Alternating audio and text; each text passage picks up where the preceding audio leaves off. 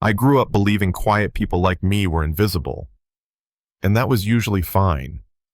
But the night I pushed open that study door, everything I thought I knew about rich folks and poor folks cracked wide open. It was late Tuesday, and I'd been cleaning in a mansion that could swallow my whole apartment block. My grandma's medicine bills were stacked on the counter at home. My hands were raw from bleach and polish, but the job kept the lights on. That night, the place was too quiet. No staff chatter, no footsteps, just that heavy hush you feel in a hospital at 3 a.m. I eased the crystal door handle open and saw the man himself. Mason Drake, Billionaire CEO, slumped over his desk like the air had left him. Empty whiskey bottles lined up like fallen dominoes, prescription pills scattered, laptop glowing with a half-written goodbye. I whispered, "Mr. Drake." Nothing. My stomach dropped. I'd been taught not to get involved, especially with men like him. Folks would say I was lying, trying to extort him, making it about race, about class. But looking at his pale face, hearing his shallow breathing, I thought about my grandma saying, if God puts someone in your path, you help them. No questions. So my hands shook, but I dialed 911. I need an ambulance at the Drake estate. My employer is unconscious. Paramedics poured in 20 minutes later, firing questions at me, working over his body, while I stood in the corner praying he'd live and praying I wouldn't lose my job. "You did the right thing," one of them told me. Another hour and he didn't finish. Mason's eyes fluttered open just long enough to find mine confused, but almost grateful, then closed again.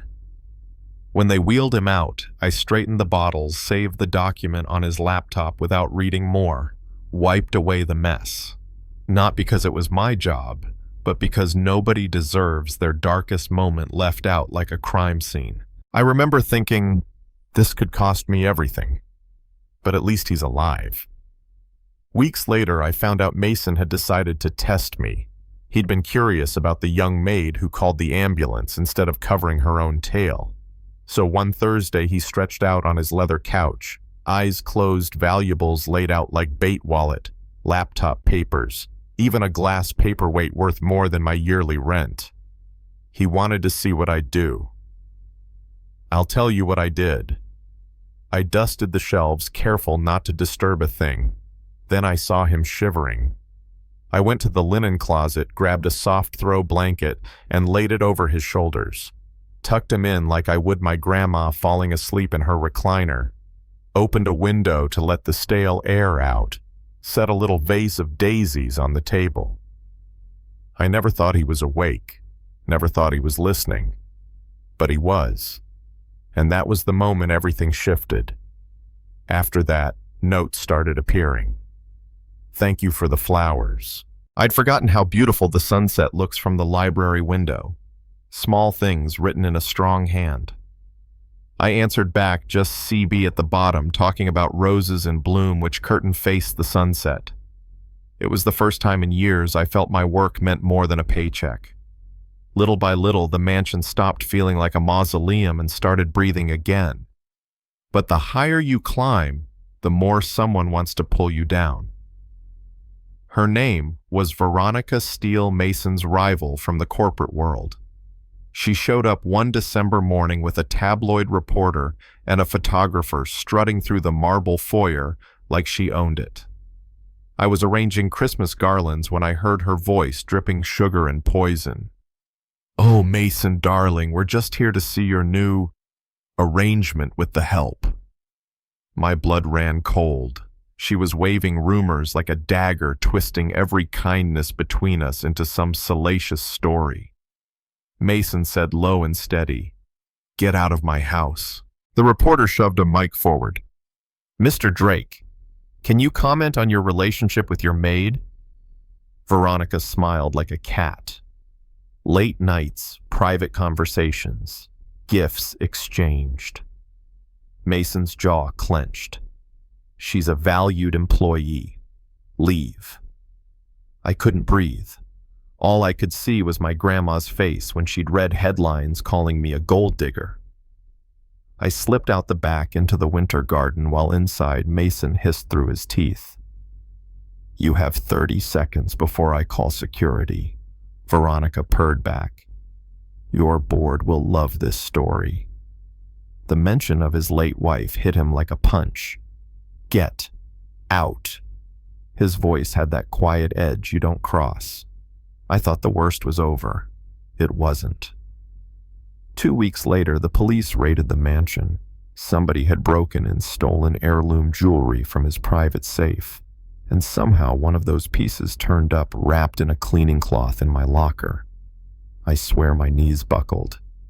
"Detective Miss Brooks, you're under arrest for burglary and theft." Me. I've never seen that necklace in my life. Cold metal on my wrists, cameras flashing, headlines overnight. Billionaires Maid, caught stealing dead wife's jewels. They didn't even try to hide the racial undertone. I quit before Mason could fire me. Handed in my resignation, said I had to go home and care for my grandma. Mason begged me not to voice raw, "You're more important than you know." But I couldn't stay. Every smile, every act would be twisted. For 3 weeks, I sat in my kitchen numb fighting charges. I couldn't afford to fight watching my name dragged. Then one night, Grandma slid a mug of tea across the table and said, "That man's not sleeping. He's fighting for you." Turns out she was right. Mason had hired private investigators, pored over security footage, tracked license plates. He found a car sitting outside the estate the night of the break-in registered to Veronica Steele. Found a cash trail to a handyman with a burglary record. Found the missing service entrance key. Brought it all to the detective. And just like that, the story flipped. Veronica arrested. Headlines changed. Corporate rival framed Maid to force billionaire sale. The night the news broke, Mason showed up at my door with flowers from his own garden. "I'm sorry," he said, eyes wet. "Sorry I couldn't protect you. Sorry you sat in jail because you were kind to a broken man. But I'm not sorry I fell in love with you. I tried to fight the tears. I've loved you since the first note I whispered. I just never thought someone like you could love someone like me." He held me, and for the first time in months, my shoulders dropped. Months passed. We rebuilt our lives in small steps, walking his garden. Sunday dinners with Grandma letters turned into real conversations. Mason slowly let go of the ghosts he'd been clinging to. I stopped feeling like the hired help and started feeling like myself again. One spring afternoon in my grandma's tiny kitchen garden, Mason knelt on one knee with dirt under his fingernails from helping plant tomatoes.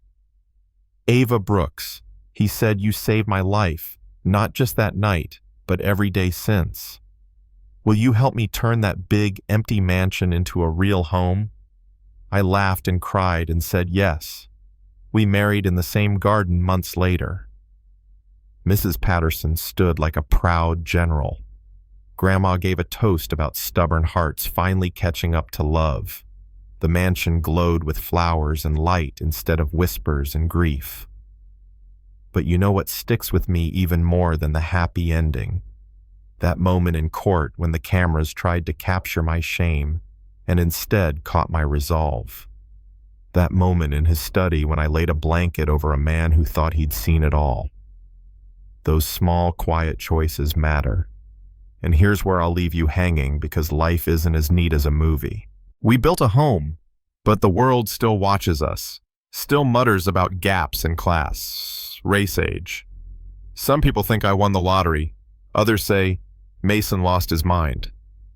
Me, I think we just found each other at rock bottom and chose kindness over fear. So now I want to hear from you. If you were in my shoes that night in the study, would you have called 911 knowing it could ruin your life? If you were Mason, would you have trusted me after everything Veronica pulled? Drop your thoughts below, especially if you've ever been judged by your job, your skin, or your bank balance. Tell me if you still believe kindness can win in a world like ours, or if you think we were just lucky.